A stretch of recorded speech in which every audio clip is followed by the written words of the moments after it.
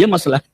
حضرت امام شافعی رحمہ اللہ فرمایا, امام مناوی نے فیض القدیر کے اندر لکھا ہے, قال الشافعی رحمہ اللہ الذی یطلب العلم بلا سند کحاطب لیل یحمل حزمۃ حطب وفیہ افعى وهو لا يدری. کہتے ہیں کہ جو آدمی بلا سند گوگل وغیرہ سے خالی اردو پڑھ کر کے مسئلے بیان کرنے لگے, علم حاصل کرنے لگے, اس کی مثال رات میں لکڑی چننے والے کی طرح ہے. وہ سپو مادلی میں اب رات میں اب وہ لکڑی اور سانپ پہ کیا فرق رہے گا؟ سانپ کو اٹھا کر کے لکڑی اس میں گٹھر میں باندھ دیتا, یحمل حزمۃ حطب, لکڑی کے گٹھر کو باندھ لیتا ہے, اٹھا لیتا ہے, وہ فی افعى, اس کے اندر سانپ ہوتا ہے, وہ واللہ ہے اسے معلوم نہیں ہوتا. تو ایسے ہی یہ جو گوگل پرست ہیں, یہ جو گوگل سے علم حاصل کرتے ہیں, ان کے بارے میں یہ معاملہ ہے, وہ سانپ بھی باندھ لے رہے اس میں, لکڑیوں کے ساتھ سانپ بھی باندھ لے. تو الذی یطلب العلم بغیر سند بلا سند کحاطب لیل یحمل حزمۃ حطب وفیہ افعى وهو لا يدری. سانپ باندھ لے رہا. کتنے لوگ ہیں سانپ تصحیح کرنی پڑتی ہے ہم لوگوں کو, چاہے کہ یہاں غلط ہو گیا بابو, یہاں غلط ہو گیا, اللہ کے بندے تو عالم نہیں ہے, ٹھیک ہے, تو کیا کہتے ہیں ان کو نام لینا بھی اچھا نہیں ہے. بہرحال لوگوں کو چاہیے کہ جو عربی عربی پڑھ لیں ذرا سا. جی تو یہ گوگل کا ایک فتنہ ہے. اور دوسرے موبائل کا فتنہ. شادی میں ہے تو موبائل, گھر میں ہے تو موبائل, بیوی موبائل میں لگی ہوئی ہے. اجی تھکا آ رہا ہے, وہ کہاں ہو, اجی وہاں کھانا رکھا ہوا ہے کچن میں, جا کر کے گرم کر کے کھا لو. یہ ہے فتنہ ہے, یہ فتنہ ہے. بیٹی کہاں ہے, وہ لگی ہوئی ہے. اور سب سے بڑا جو عذاب ہے اس کا جانتے ہیں, غیر سماجی رویہ. غیر سماجی رویہ کا مطلب سمجھتے ہیں؟ 4 دوست بیٹھے ہوئے ہیں, چاروں محفل میں ہیں, مگر چاروں الگ الگ ہیں. 4 آدمی بیٹھے ہوئے, 4 دوست ہیں, چاروں لیے بیٹھے ہیں, ساتھ میں رہتے ہوئے ساتھ میں نہیں ہے. یہ دیکھو, یہ غیر سماجی رویہ ہے, یہاں تک پہنچا دیا ہے.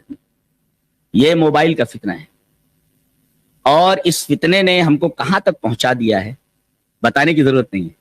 لڑکیاں بے راہ رو ہیں, لڑکے بے راہ رو ہیں, دین سے ان کو کوئی محبت نہیں ہے, اللہ سے ان کو کوئی محبت نہیں ہے, رسول کیا ہے ان کو معلوم نہیں, اسلام کیا ہے انہیں معلوم نہیں. عجیب دھرے کے اوپر چل پڑے ہیں. یہ عجیب چیز دے دیا لا کر کے یہودیوں نے ہمارے ہاتھوں میں. اس سے پہلے کیا ہم زندہ نہیں تھے؟ اس سے پہلے ہم لوگ, اچھا اب پڑھائی کے اوپر بھی اثر پڑ رہا ہے. لڑکے پڑھتے کم, موبائل میں زیادہ لگے رہتے, تو اب کیسے ڈاکٹر کیسے بنے گے, انجینئر کیسے بنے گے, آئی ایس کیسے بنے گے, کیسے بنے گے؟ اس کے لیے تو محنت ضروری ہے نا, کچھ نہیں پڑھتے ہو. تو یہ موبائل کا ایک فتنہ ہے. سوشل میڈیا کا ایک فتنہ ہے, خود نمائی. یہ خامخواہ فوٹو دے دیتے, واہ واہ واہ, اور پھر شعر نیچے لکھ دیتا ہے. اس کو دیکھو تو بھامٹا دکھے گا بعد میں, بھامٹا دکھتا بعد. خود نمائی, ہم تو کچھ بھی نہیں ہے, کچھ بھی نہیں, ہم بولے خود نمائی.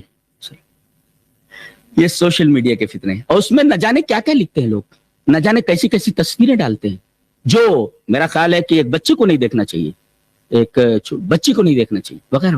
تو یہ سوشل میڈیا کا فتنہ ہے. تو ایک فتنہ ہو تو بتایا جائے تو سینکڑوں فتنے, ہزاروں فتنے, لاکھوں فتنے. تنہما داغ داغ شد بمبا کچا کچا نہم, پورا بدن زخمی ہے, روئی کہاں کہاں رکھی جائے. یہ سب فتنے ہیں. اور سب سے بڑا فتنہ نبی کریم صلی اللہ علیہ وسلم, ایک فتنہ ہے اور ایک اور فتنہ ہے. ایک فتنہ تو آئیے ہے, اس سے بڑا فتنہ. دونوں حدیثیں دیکھ لیں, حدیث اس طرح. وعن کعب بن عیاض رضی اللہ تعالیٰ عنہ قال سمعت النبی صلی اللہ علیہ وسلم یقول ان لکل امت فتنة وفتنة امتی المال رواہ الترمذی فی ابواب الزہد. حضرت امام ترمذی رحمہ اللہ اس حدیث کو ایسے ہی ترمذی شریف کتاب الزہد کے اندر لائے. راوی حضرت کعب بن عیاض ہیں. حضرت کعب بن عیاض فرماتے ہیں کہ میں نے جناب محمد رسول اللہ صلی اللہ علیہ وسلم کو یہ فرماتے سنا کہ ہر امت کا فتنہ ہے, کوئی نہ کوئی فتنہ ہر امت میں ہوا ہے. میری امت کا فتنہ مال ہے, مال. جی جی. اور جیسے جیسے یہ مال بڑھ رہا ہے محبتیں ختم ہو رہی ہیں. پہلے جب گھر بنتا تھا تو پورے گاؤں کے لوگ, عورتیں تک گارا بنانے کے لیے آ جاتی تھی. ایک مستری لگتا تھا اور ایک کھوئی, اور پوری چھت لگ جاتی تھی. چھپرا اگر ہو گیا تو सारे लोग मिल करके छपरा उठा करके रख देते थे। अब कोई मर रहा तो उसको देखने के लिए कोई नहीं आता है। कहां गई मोहब्बतें, कहां गई? माल आया, मोहब्बतें खत्म हुई। इससे बड़ा फितना क्या हो सकता है कि मोहब्बतों की जगह माल ले ले, मोहब्बतों की कोई कद्र ना हो। और ये माल ऐसी चीज है कि ये एक फितने में नहीं, दसियों फितने के अंदर मुब्तला करने वाली चीज है। सारी अय्याशें खरीदी जा सकती है। लिकुल्ल फितनते लिकुल्ल उम्मतिन फितना, फितनत उम्मती अलमाल। अच्छा, एक फितना तो ये है, और एक दूसरा फितना है, दूसरा फितना, वो फितना भी देख लेते हैं। हदीस सर वान उसामा बिन ज़ैद रज़ियल्लाहु तआला अन्हु अन नबी सल्लल्लाहु अलैहि वसल्लम क़ाल मा तरक्तु बादी फितनतन अज़र्र अला रिजाल मिन अन्निसाई, रवाहुल बुखारी फी किताब निकाह। हजरत इमाम बुखारी रहमहुल्लाह इस हदीस को ऐसे ही बुखारी शरीफ किताब निकाह के अंदर लाए। रावी हजरत उसामा इब्न ज़ैद है। हजरत उसामा इब्न ज़ैद फरमाते हैं कि नबी अकरम सल्लल्लाहु अलैहि वसल्लम ने इरशाद फरमाया कि मैंने लोगों के लिए, लोगों के ताल्लुक से, औरत से बड़ा मुजिर फितना और कोई नहीं देखा। ये बताने का क्या मकसद है? सबसे बड़ा फितना औरत है। जानते हैं, पूरी एक कौम तबाह हो गई बनी इसराइल की, इसलिए कि सबसे पहला फितना यहूदियों में, बनी इसराइल में औरतों की वजह से रूनुमा हुआ, और ये कौम तबाह होकर बात कर दी। ये बताने का मकसद ये है कि औरतों को कंट्रोल में रखो, उनकी जो हुदूद है उन हुदूद में रखो, उनको उतना आजाद मत करो कि फितने में मुब्तला हो जाए। जी, तो एक तो माल का फितना है, और उससे बड़ा फितना औरत का फितना है। औरत का फितना, ये भी एक फितना ही है। अच्छा, चलिए, इस फितने से बचने के लिए नुस्खा क्या है? दवा, ये तो बता दिया है, मरज बता दिया गया, इलाज क्या है? दवाई कौन सी दी जाए फितना रूनुमा हो जाए? जी, चलिए दो हदीसें देखते हैं। हदीस इस तरह, वन अबी हुरैरा रज़ियल्लाहु तआला अन्हु अन्ना रसूलुल्लाह सल्लल्लाहु अलैहि वसल्लम क़ाल बादिरू बिल आमाली फितनन कक़िताल लैलिल मुज़लिमी युस्बिहु मुमिनन व युमसी काफिरन औ युमसी मुमिनन व युस्बिहु काफिरन यबीउ दीनहु बिअरदिन मिन दुनिया, रवाहु मुस्लिम फी किताबुल ईमान। हजरत इमाम मुस्लिम रहमहुल्लाह इस हदीस को मुस्लिम शरीफ किताबुल ईमान के अंदर इसी तरीके से लाए। हजरत अबू हुरैरा फरमाते हैं कि नबी अकरम सल्लल्लाहु अलैहि वसल्लम ने इरशाद फरमाया कि फितनों के आने से पहले जल्दी जल्दी आमाल कर डालो। अल आमाल अल आमाल सालिहा, नेक आमाल, यानी फितने अभी आए नहीं है, आ रहे हैं, दिखाई दे रहे हैं, तो इससे पहले तुम नेक आमाल कर डालो। अच्छा, एक नुक्ता ये मिला कि फितनों से निमटने के लिए उस घर में फितना दाखिल नहीं हो सकता जिस घर के अंदर आमाल सालिहा करने वाले लोग मौजूद हैं। जी, बादिरू बिल आम। अच्छा, ये कैसे फितने? कक़िताल लैलिल मुज़, अरे रात तो तारीख होती ही है, फिर मुस्लिम कहने की क्या जरूरत? डार्क नाइट, नाइट तो डार्क होती है, फिर ये कहना डार्क नाइट। डार्क नाइट का मतलब ये होता है कि कभी कभी ऐसी रात होती है चांदनी है कि उसमें कोई चीज दिखाई दे जाती है, चांद की रोशनी में रात होती है, मगर वो चीज चांद की वजह से, चांद की रोशनी की वजह से दिखाई दे। नबी करीम सल्लल्लाहु अलैहि वसल्लम ने फरमाया ये जो फितने होंगे ना, ये तारीक रात की तरह होंगे, वहां चांदनी नहीं होगी। इसका मतलब ये हुआ कि वहां कुछ दिखाई नहीं देगा। हक क्या है, नाहक क्या है, अच्छा क्या है, बुरा क्या है। जिस तरीके से अंधेरे में कुछ समझ में नहीं आता कि ये लाठी है कि सांप है, ऐसे ही रात की तारीकी में, रात के अंदर अगर कोई रोशनी न हो, रात मुकम्मल तारीख हो, तो अच्छी और बुरी चीज समझ में नहीं आती। ऐसे ही फितने आएंगे तो आदमी को यह फैसला करना मुश्किल हो जाएगा कि हक क्या है और नाहक क्या है। तो ऐसे लोग फितनों से बचेंगे जो आमाले सालिहा करने वाले हों, और ऐसे घर उन फितनों से महफूज रहेंगे जिसमें आमाले सालिहा करने वाले हो। और कैसा फितना होगा? सुबह को मोमिन रहेगा, शाम को काफिर हो जाएगा, शाम को मोमिन रहेगा, सुबह को काफिर हो जाएगा, और उसके बाद यबीउद्दीनहु बिअरदिन मिन दुनिया, दुनिया के बदले, दुनिया के सामान के बदले वो दीन को भेज देगा। अजीजम,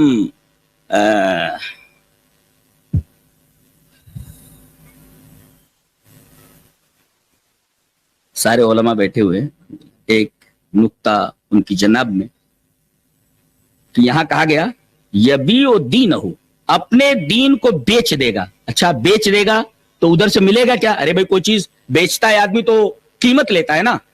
تو یبیع دینہ بعرض من الدنیا، مولوی عبدالغفار صاحب دیکھیں، بعرض من الدنیا، دنیا کے سامان کے ذریعے. سامان کو یہاں عرض کہا گیا، عرض، اور یہی قرآن میں آیا ہے تریدون عرض الدنیا، یعنی دنیا. اور عارضہ کس کو بولتے؟ جو چیز آئے اور چلی جائے، وہ ٹھہرتی نہیں ہے. بیماری ہوتی ہے نا، لگ گئی تو ٹھیک ہو جاتی، بخار آیا ختم ہو گیا، چوٹ لگی ختم. تو جو چیز عارضہ ہوتا ہے، عارضہ یعنی بیماری کوئی لاحق ہو گئی تو نکل جاتی ہے. تو جس چیز میں تم پھنسے ہوئے ہو وہ عارضی ہے، وہ ہاتھ آئی اور چلی گئی. تو دین تو آخرت میں کام آنے والا ہے، اس کو بیچ کر کے تم ایسی چیز لے رہے ہو جو آئے اور چلی جائے. اللہ اکبر، یبیع دینہ بعرض من الدنیا، دنیا کے عرض کے ذریعے. سامان کو عرض کہا گیا ہے، آنے جانے والی چیز ہے، کسی کے ساتھ ٹھہرتی نہیں، عرض ہے وہ، کسی کے ساتھ ٹھہرتی نہیں ہے.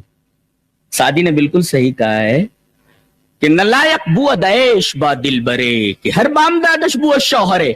ایسے معشوق کے ساتھ دل لگانا صحیح نہیں ہے جس کا ہر صبح ایک شوہر ہو، ہر رات ایک شوہر ہو. ایسے معشوقہ سے دل نہیں لگانا چاہیے. نلائق بو دعیش با دل برے، کہ ہر بامدادش بو شوہرے. تو ایک تو یہ ہے کہ فتنوں سے بچنے کے لیے اعمال صالحہ کا اسٹاک تمہارے پاس ہونا چاہیے، ایک تو یہ. اور کیا کرنا ہے؟ اور اللہ تبارک و تعالیٰ سے پناہ مانگنی ہے. یہ دوسری حدیث سنیں، حدیث اس طرح. وعن ابی سعید الخدری رضی اللہ تعالی عنہ قال حدثنا زید بن ثابت عن النبي صلی اللہ علیہ وسلم قال تعوذوا باللہ من الفتن ما ظهر منها وما بطن قلنا نعوذ باللہ من الفتن ما ظهر منها وما بطن رواہ ابن ابی شیبہ فی مصنفہ. حضرت امام ابن ابی شیبہ رحمہ اللہ اس حدیث کو ایسے ہی مصنف ابن ابی شیبہ کے اندر لائے. راوی حضرت ابو سعید خدری وہ کہتے ہیں کہ زید بن ثابت نے ہم سے بیان کیا کہ نبی کریم صلی اللہ علیہ وسلم نے ارشاد فرمایا کہ تم ان تمام فتنوں سے پناہ مانگو جو ظاہر ہیں اور چھپے ہوئے ہیں، جو ظاہر ہو گئے. کچھ فتنے ظاہر میں سامنے دکھائی دیتے اور کچھ فتنے ایسے ہوتے ہیں جو اندر ہوتے ہیں. اچھا یہ فتنے کئی طریقے کے ہوتے ہیں. ایک تو دلی فتنہ ہوتا ہے، دل اگر سخت ہو جائے، موت یاد نہ رہے، دل میں صحیح عقیدہ نہ ہو، تو یہ فتنہ ہے، دل کا فتنہ ہے، یہ باطن کا فتنہ ہے. اور سامنے کے فتنے تو دکھائی دے ہی نہیں کیا کیا ہے. غلط عقیدہ، بدعتیں، فاسد عقائد، یہ ساری کی ساری چیزیں یہ باطنی فتنے ہیں. اور پناہ مانگو اللہ کی ظاہری فتنوں سے اور باطنی فتنوں سے. تو ہم نے نبی کریم صلی اللہ علیہ وسلم کے اس حکم کے اوپر کہا نعوذ باللہ من الفتن ما ظہر منها وما بطن. پھر آخری حدیث جس کے جو علاج ہے، پڑھنے کے بعد بات کو ختم کرتا ہوں. حدیث پڑھ لیتے پہلے، ایک صفحے کی ہے سو پڑھ لیتے ہیں. ان بکیر ابن عبداللہ ابن الاشج ان بسر بن سعید حدثه ان ابا واقد اللیسی قال قال رسول اللہ صلی اللہ علیہ وسلم ونحن جلوس على بساط انها ستكون فتنة قالوا كيف نفعل قال فرد يده الى البساط فامسك به فقال تفعلون هكذا وقال وذكر لهم رسول الله صلى الله عليه وسلم انها ستكون فتنة ولم يسمعه كثير من الناس فقال معاذ بن جبل رضي الله تعالى عنه الا تسمعون ما يقول رسول الله صلى الله عليه وسلم قالوا لا قالوا وما يقول قال يقول رسول الله صلى الله عليه وسلم انها ستكون فتنة قالوا فكيف بنا يا رسول الله وكيف نصنع قال ترجعون الى امركم الاول رواه الطبرانی فی المعجم الکبیر. حضرت امام طبرانی رحمہ اللہ اس پوری حدیث کو جو ایک صفحے کے اوپر جو پڑھ دی گئی وہ طبرانی کے اندر لائے ہیں معجم کبیر کے اندر. حضرت ابو واقد لیسی فرماتے ہیں کہ نبی اکرم صلی اللہ علیہ وسلم نے فرمایا ایک فتنہ آنے والا ہے. اچھا لوگوں نے پوچھا اللہ کے رسول پھر کرنا کیا ہے؟ پھر راوی کہتے ہیں کہ نبی کریم صلی اللہ علیہ وسلم نے یہ فرمایا کہ ایک فتنہ آنے والا ہے. تو لوگ کافی دور تک بیٹھے ہوئے تھے، لاؤڈ اسپیکر تو تھا نہیں. ولم یسمع کثیر من الناس، بہت سارے لوگوں نے سنا نہیں. تو حضرت معاذ ابن جبل نے فرمایا ارے بھائی تم لوگ سن رہے ہو الا تسمعون ما یقول رسول اللہ صلی اللہ علیہ وسلم, تم سن رہے ہو کہ رسول اللہ صلی اللہ علیہ وسلم کیا کہہ رہے؟ قالوا لا, لوگوں نے کہا نہیں سنائی نہیں دے رہا ہے. وما یقول, کیا کہہ رہے تھا؟ انہوں نے کہا نبی کریم صلی اللہ علیہ وسلم فرما رہے فتنہ آنے والا ہے, فتنہ آنے والا ہے, ان ستکون. تمام لوگوں نے کہا پھر اللہ کے رسول علاج بتائیے فتنے کا. فکیف بنا یا رسول اللہ, اے اللہ کے رسول ہمارے لیے کیا حکم ہے؟ کیا ترجمہ کریں گے اس کا؟ فکیف بنا یا رسول, ہمارے لیے کیا حکم ہے؟ وہ کیف نصنع, جب فتنہ آ جائے تو ہم کریں کیا؟ آپ نے فرمایا ترجعون الی امرکم الاول, اپنے پہلے معاملے کی طرف لوٹو. پہلا معاملہ وذالک بالرجوع الى صحیح الدین من القرآن والسنة والمنہج القویم, کہ پلٹو صحیح دین کی طرف. اور صحیح دین کیا ہے؟ قرآن ہے, سنت رسول ہے, منہج سلف ہے, اور اسی طریقے سے اس کے اوپر تم سب گامزن ہو جاؤ.